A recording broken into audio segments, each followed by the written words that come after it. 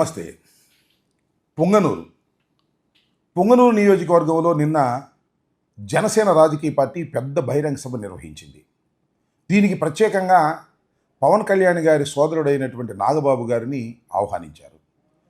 పొంగనూరు అంటే పెద్దిరెడ్డి రామచంద్రారెడ్డి గారు గెలిచినటువంటి నియోజకవర్గం, ఆయన సొంత నియోజకవర్గం. కేవలం 11 సీట్లు మాత్రమే గెలిచినటువంటి వైఎస్ఆర్ కాంగ్రెస్ పార్టీలో పొంగనూరు నుంచి పెద్దిరెడ్డి రామచంద్రారెడ్డి గారు ఘన విజయం సాధించారు. చాలా కీలకమైనటువంటి నేత వైఎస్ఆర్ కాంగ్రెస్ పార్టీకి.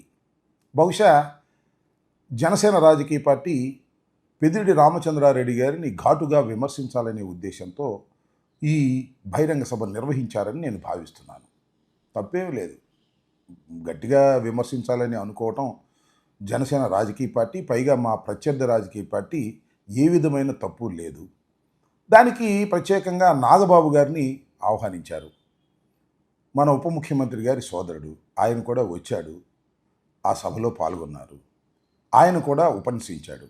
అయితే ఇక్కడ గమనించవలసినటువంటి అంశం ఏమిటంటే, ఆయన ఉపన్యాస ధోరణి మాత్రమే కించిత్ ప్రమాదకరంగా ఉందనే విషయాన్ని నేను చెప్పాలనే ఉద్దేశంతో మీ ముందుకు వచ్చాను.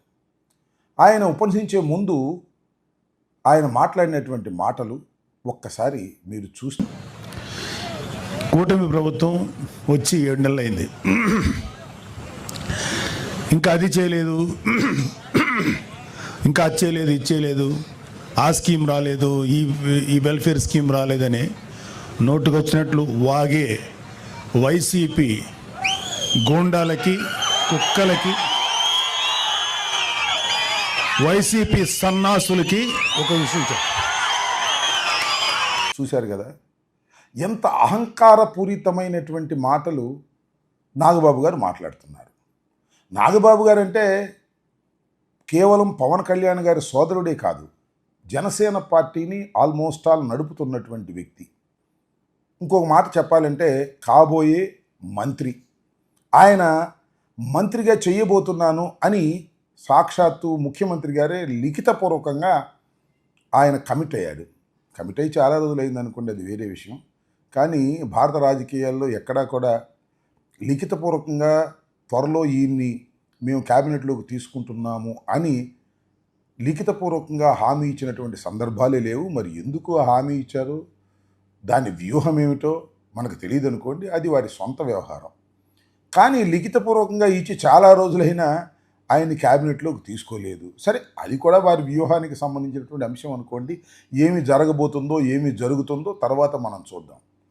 కాబోయే మంత్రి, అదేవిధంగా పవన్ కళ్యాణ్ గారి సోదరుడు, జనసేన పార్టీని భుజాన వేసుకొని నడిపేటటువంటి వ్యక్తి ఈ రకమైన అహంకారపూరితమైనటువంటి మాటలు మాట్లాడితే ఇది పార్టీకి మంచిదవుతుందా అనేది వారికి నేను సుహృద్భావ వాతావరణంలో చెప్పే ప్రయత్నం చేస్తున్నా. మీరెవరండి చెప్పడానికి? మా ఇష్టం వచ్చినట్టు మాట్లాడుకుంటాం. మా జనసేన వేదిక, మా వేదిక మీదకి ఏ విధంగా అయినా మాట్లాడతాం, దూషిస్తాం, ఎదుటి వాళ్ళని ఇష్టం వచ్చినట్టుగా మాట్లాడతాం అంటే అది మీ కర్మ అని నేను అడుగుతా ఉన్నా అని చెప్పదలుచుకున్నాను. ఏంటంటే అహంకారపూరితంగా చాలామంది మాట్లాడిన మాటలన్నీ మనకు వినిపిస్తూనే ఉన్నాయి చాలా సందర్భాల్లో. వాళ్ళు రాజకీయాల్లో ఏ స్థాయికి వెళ్ళారో ఒకసారి ఆలోచించుకోవాలి, ఆత్మవిమర్శ చేసుకోవాలని నేను చెప్పదలుచుకున్నా. నాగబాబు గారి అహంకారపూరితమైనటువంటి మాటలు జనసేనను నట్టేట ముంచే ప్రమాదం ఉన్నది అని ఆ నాయకత్వం గ్రహించి మంచి సాంప్రదాయాలను రాజకీయాల్లోకి తీసుకొస్తే మంచిది అనేది నా అభిప్రాయం. ఇంకా రెండో విషయానికి వచ్చినప్పుడు, పవన్ కళ్యాణ్ గారు నిన్న ఉదయమే తెల్లారుజామున ముద్రగడ పద్మనాభం గారి ఇంటి మీద దారుణమైన దాడి జరిగింది. ఆ దాడి చేసినటువంటి వ్యక్తి ఒక జనసేన పార్టీ కార్యకర్తనని ఆయనే చెప్పుకున్నాడు. మరి ఉన్మాదో, తాగుబోతో ఎవరైనా కానీ జనసేన పార్టీ అన్న తర్వాత పవన్ కళ్యాణ్ గారు దాన్ని రియాక్ట్ కావాలి, లేదా వారి పార్టీ రియాక్ట్ కావాలి. వాళ్ళ పార్టీలో అక్కడక్కడ రియాక్ట్ అయ్యారు. ఆయన జనసేనకు సంబంధం లేదని అన్నారు. 100% అతను జనసేన కార్యకర్త, పెద్ద గుర్తింపు కార్యకర్త అవునో కాదో మనకు తెలియదు. ఎందుకంటే ఆయన ఫ్లెక్సీలు, ఆయన మెడలో కండవాలు వేసుకొని, జనసేన కండవాలు వేసుకొని ఫోటోలు దిగినటువంటి సందర్భాలు సోషల్ మీడియాలో మూవ్ అవుతున్నాయి. 100% అతను జనసేన కార్యకర్త. సరే, పెద్ద కుట్రతో వచ్చాడా, కుట్ర లేకోకుండా వచ్చాడా అనే విషయాలను పక్కన పెడితే ఇది అందరూ ఖండించవలసినటువంటి అంశం. ముద్దగడ పద్మనాభం గారు ఒక నిస్వార్థ రాజకీయ నాయకుడు. కాపు కులంలో ఆయన ప్రముఖుడే కాకుండా కాపు కులానికి మేలు చేయాలని ఉద్యమాలు నడిపినటువంటి వ్యక్తి.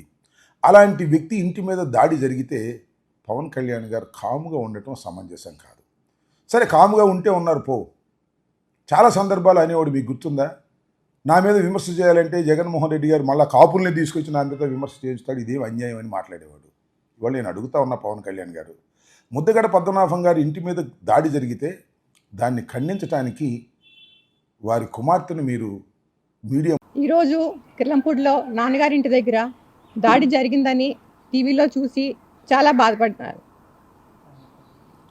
ఇలాంటి దాడులు ఎక్కడా ఎవరి మీద జరగకూడదు. నేను ఈ దాడిని తీవ్రంగా ఖండిస్తున్నాను. పవన్ కళ్యాణ్ గారు ఇలాంటి దాడుల వెనకాల అస్సలు ప్రోత్సహించరు. జనసేన నుంచి చేస్తున్నారని చెప్పి ఆరోపణలు, డబ్బులు ఇచ్చి చేయిస్తున్నారని చెప్పి ఆరోపణలు చేస్తూ ఉన్నారు. పవన్ కళ్యాణ్ గారు ఎప్పుడూ ఇలాంటివి ప్రోత్సహించలేదు. ఆయనకి ప్రజలన్నా నాయకులన్నా ఎంతో గౌరవం. వాళ్ళ మీదకి ఏం చేసినా సరే వాళ్ళని బాగా ఖండిస్తూ ఉంటారు.